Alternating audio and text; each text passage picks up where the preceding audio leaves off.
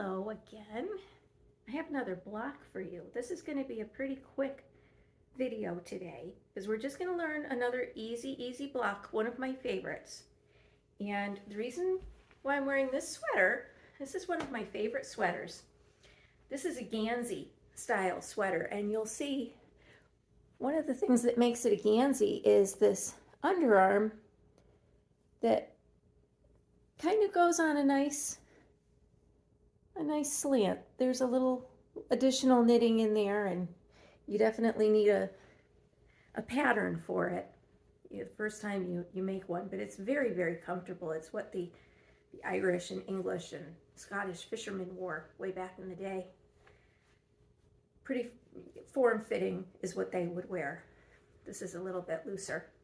The reason why I'm wearing it, I had it out the other day, and it's a little bit like the block that we're going to do today. I'm calling this Swiss dots because it kind of reminds me of a dotted Swiss. And when you see it straight on and you see it from an angle, it kind of takes on different looks. I have it somewhat in this sweater, not exactly, but it's a little bit of a dot pattern. Another neat thing that you can do with knitting, just where you put the knits and purls, and it gives you so many different patterns. But I wanted to show you the instructions. So I have the instructions written out. You could take a screenshot of that if you'd want to, and that might make things easier for you. But I wanted to discuss how this is an 8-row pattern. So what you'd want to do is definitely use your stitch marker, your guides, so that you can cover up. Just see row 1, just see row 2, and work it along. Maybe repeat it once. And then what you'll find is that you can read your knitting, or you can see your knitting.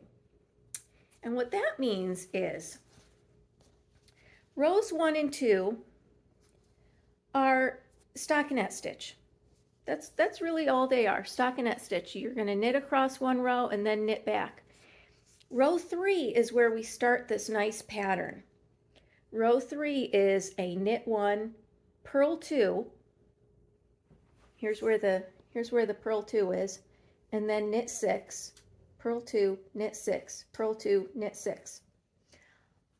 On row 4 and row 8, I've written out knit the knits and purl the purls. We already somewhat know how to do that. It's sort of like our rib. So when we turn our work over to the wrong side row, when you see a purl bump in front of you, you're going to purl it. And when you see the knit V, you're going to knit the stitch. So basically what you're doing is repeating this pattern on the other side so that it's more dominant. And then if you'll look on the pattern, row 5 is another up here at the top. Row 5 and row 6 are stockinette stitch again. So that is our little dividing 2 rows. This will be so much more clear when you're actually knitting it. So we've done 2 rows of stockinette stitch. We've done 2 rows of our pattern. We've done 2 more rows of stockinette stitch as sort of a palette cleanser, sort of a resting place. The next 2 rows are going to be the pattern again, but offset. Instead of having our purls here, we're going to have them there. So row 7 is knit 5. So when you start reading your knitting, you'll find that you do the stockinette stitch rows, 2 rows. Then you are going to knit 1 and start the pattern for 2 rows. Do the stockinette stitch, and then the next one you do knit 5. So you're pretty much alternating stockinette stitch with the 2 rows of pattern, and you're alternating the 2 rows of patterning that you do. One starts with a knit one starts with a knit 5. Does that make sense? So you're offsetting it. And what you'll find is that it's very easy to see where you are. You know that you're going to do, you've done your pattern there, so it's going to be offset and then back and offset. So if you make an error, it will be very, very obvious to you. You'll be able to see it. So you might want to use the pattern, follow it religiously the first time, maybe the second time, and then look at your knitting. Start looking at the knitting to see what you're doing for your cues instead of relying on a chart, okay? Or pattern instructions in this case. It's a fun one. I like this pattern a lot. It's a nice firm block. Do you see how it's maintaining its shape really well? And I have a secret to tell you. I started sewing some of my blocks together. I'll get to that in the next episode. And you know, this acrylic, I'm not a huge fan of acrylic. I know a lot of people love it. A lot of people, it's accessible to them, so that's why they use it. But when it comes to certain stitch patterns, and when it comes to sewing things together at the end, it's just, you know, all that work that you've done, it doesn't show it off very well. So if you have not started your blocks yet, I urge you to get a superwash wool or something like Wool Ease that has 80% acrylic and 20% wool, something just to offset the acrylic a little bit. This 100% acrylic, there are some blocks that just do not do well in the sewing up stage. And, you know, and maybe that's fine.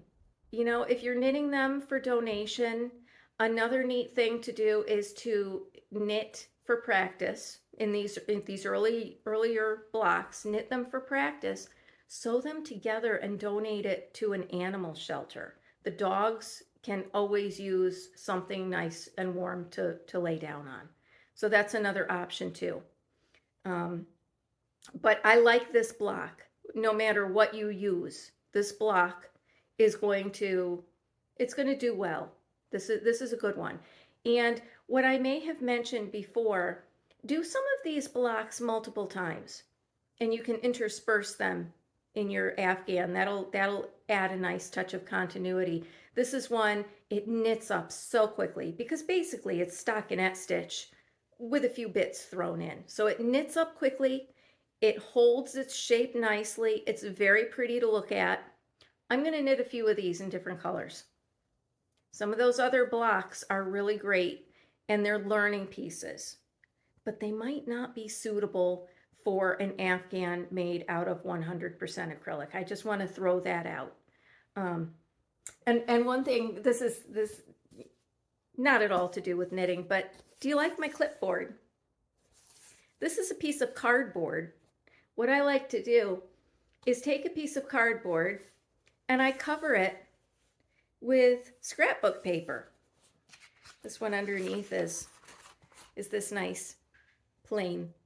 And here I've got some washi tape along the edges. Sometimes I put packing tape, you know, so that it's all nice and protected and, you know, shiny. And then I just use a clip to hold it. I love these. I've got a bunch of them. Homemade clipboards. You can't beat the price. You just take a piece of cardboard that you get from a package, a box of yarn perhaps that was sent to your home, you know, and a little bit of paper. You can buy the pads of scrapbooking paper. You can get them at Michael's on sale or with your coupon if you have one, or you can buy them by the single piece. Or what I have been known to do oftentimes is look at wallpaper samples and print some wallpaper samples out on your printer. Those are fun too. You used to be able to get sample books of wallpaper. You can't really get those anymore. I've asked. They're not readily for sale. Or go to your library when they're having a book sale. You can get a 50-cent art book and you can use some of that paper. That's kind of neat too. If you get not an Audubon book, but some, an offshoot of Audubon, something that's not worth much. Maybe it's in ratty condition. You can get it for 50 cents at a book sale. They usually have them annually. And you can use those pictures, you can frame them, hang them on your wall. You can cut them up for junk journals. You can scrapbook them. Like I said, I'm multi-crafting, and I just like to. There's so many fun things that you can do, and some of these clipboards, they're specifically for one thing. I always use that as my knitting instructions for XYZ, whatever.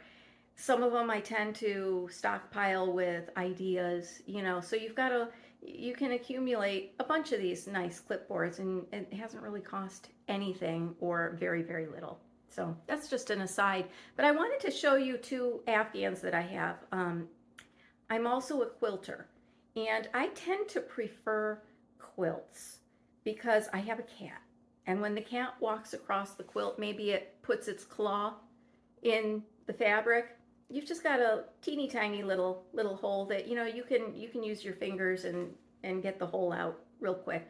Just kind of scrunch the fibers, the linen, the cotton, back together. When you have an Afghan and a cat walks by and picks it, sometimes they pick the yarn, so that it's a little fluff, and that's not good. So I tend to use more quilts around the house than Afghans, but I've made a lot over the years. I've given a lot away. They're great for baby gifts. They're great for, I made one for my dad a few years ago, and he uses it every night. Out comes the book and out comes the Afghan. He loves it. So here's one that I did. This was one that my mother loved when I was knitting it. And this was knit in the round. So what I did actually was I got out circular needles, and the fabric was joined circularly. So this is how I knit it. And when you do this kind of a pattern circularly, all you're doing is knitting. You just knit and knit and knit and knit and knit all around. And that's what makes circular knitting great when you're doing something like this. But it's very colorful. Very, very colorful.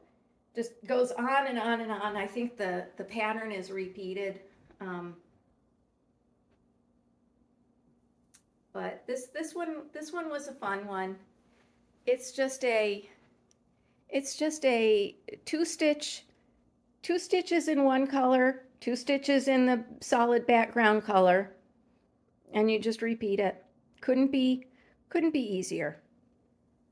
The hard part was when I was all done with it, and I steeked it, which is a term used to denote when you're cutting through fabric. So what you have to do is reinforce on each side of where you're going to cut, and then cut the fabric.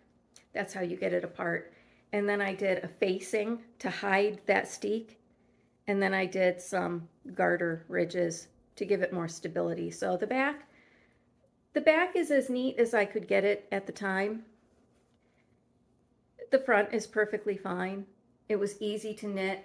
It's very large. It's a large one, so it's suitable for a bed. And I believe it was knit out of either 100% wool or a superwash. This one, if I were to wash it, I would treat it as though it were wool. So if you're ever confused of what the fiber content is, just treat it in the most gentle way, so that if it is wool, you're protecting it, And what a lot of people don't realize is that you can wash things like this in the washing machine. What you do is you turn on the water to a warm water. You don't want anything too hot or too cold. It's the transition between hot and cold that does the damage. And you just lay your garment, your Afghan, in there. You turn it off, and you just let it soak. You can buy a product like Soak, that's for woolens, or I've used baby shampoo.